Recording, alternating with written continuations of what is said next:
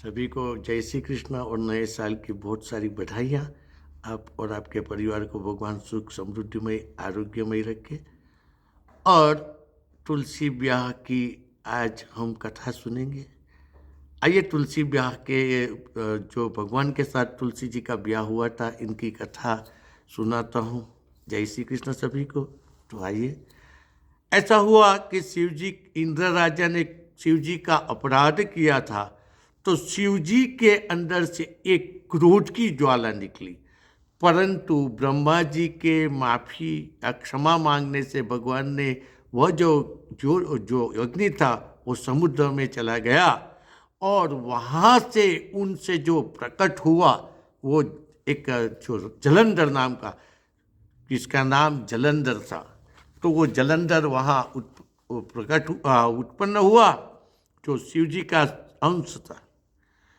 और ब्रह्मा जी ने इसे आशीर्वाद दिया था कि तुम्हें पत्नी मिलेगी, वो गुणवान और शीलवान और अच्छे पुण्य वाली होगी। पर जो जब तक पतिव्रता रहेगी, तब जिस दिन वो पतिव्रता तोड़ेगी तो तकलीफ आएगी। इतना समझाकर भगवान चले गए थे। यहाँ इनका जलंधर का ब्याह जो हुआ वो कालनेमी नामक एक राजा की बेटी से हुआ, जिसका नाम वृंदा था। अभी ये वृंदा के साथ उनका ब्याह हुआ। वो पूरी गुणवान सभी तरीके से अच्छी थी, और वो सती जैसी थी, और वो अपने पति की ठीक से सेवा करती थी।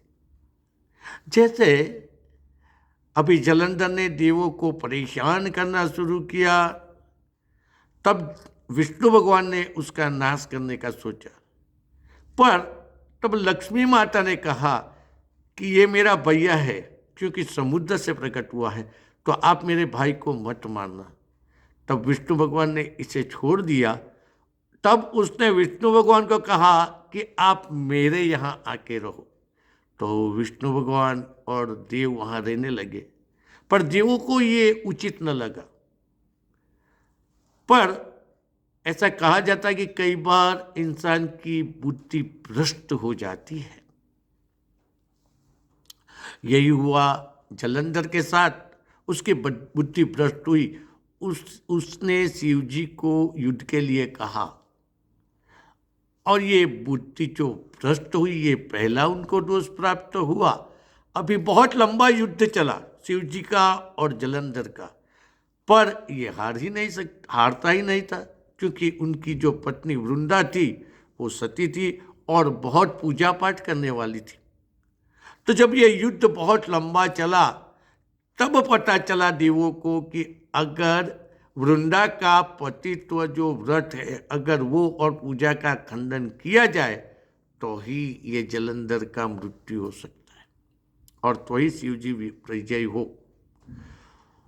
तो ये उन्होंने विष्णु भगवान को कहा।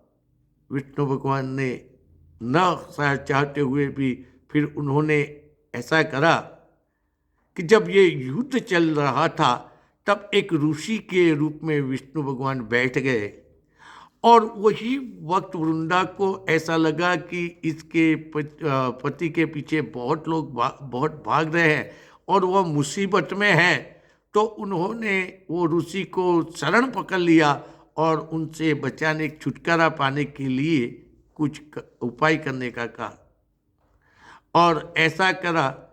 उसी दौरान वो जब समझा रहे थे, तब दो बंदर आए। वो जलंधर का एक के पास शीश और शरीर था। यह देखकर वृंदा रोने लगी। तो भगवान जो ऋषि के रूप में था, उन्होंने संजीवनी विद्या से उनको जीवित किया और वह अदृश्य हो गए। ये वृंदा जलंधर को देखकर बहुत प्रसन्न हुई, उसे आलिंगन दिया और उसके साथ रहने लगी। पर इसे पता नहीं था कि ये विष्णु भगवान ही जलंधर का रूप धर कर आए थे। और यहाँ जैसे उनका पतिव्रत खंडन हुआ, शिव जी ने उनके जलंधर के शीश को जो वध किया, वह शीश वृंदा के महल में आकर गिरा। तब उसे पता चला कि वो बहुत क्रोधित होकर उसने भगवान को श्राप दिया, जाओ आप काला पत्थर बन जाओ। तो वह हुआ शालिग्राम। शालिग्राम होने के बाद भगवान ने उसे सामने श्राप दिया, जाओ तुम वृक्ष बन जाओ। और जब ऐसा हुआ तो वृंदा ने अग्नि प्रवेश किया और जो उसकी भस्म थी वो भगवान ने लगाई और वहां वो रहने लगे। 3 देवियां जो थी, गौरी, लक्ष्मी और सरस्वती, उसे देवों ने प्रार्थना की। उन्होंने 3 बीज वहां डाले, जिनमें से इमली हुई और तुलसी हुई और केतकी हुई। ये 3 बीज, मालती हुई, मालती का हुआ। भगवान को इन तीनों से बहुत प्रीति होने लगी, पर उसमें जो तुलसी थी, इनसे, वो स्त्री स्वरूप थी तो उनसे ज़्यादा प्रीति हुई। तो इसी तरह तुलसी के स्वरूप में भगवान ने इसे स्वीकार किया। अगर आप ठाकुर जी की पूजा में, गणेश जी के सिवा सभी भगवान को तुलसी चढ़ती है। अगर ठाकुर जी की कृपा पूजा में अगर आप तुलसी पत्र न रखो, वो भगवान को उपवास होता है। तो भगवान ने इसे अपने सर पे रखा था। और जब भगवान ने तब जो श्राप दिया था वृंदा ने कि आपने मुझे बंदर से मुझे धोखा दिया है, तो आपकी भी स्त्री का हरण होगा और यही बंदर आपको मदद करेंगे।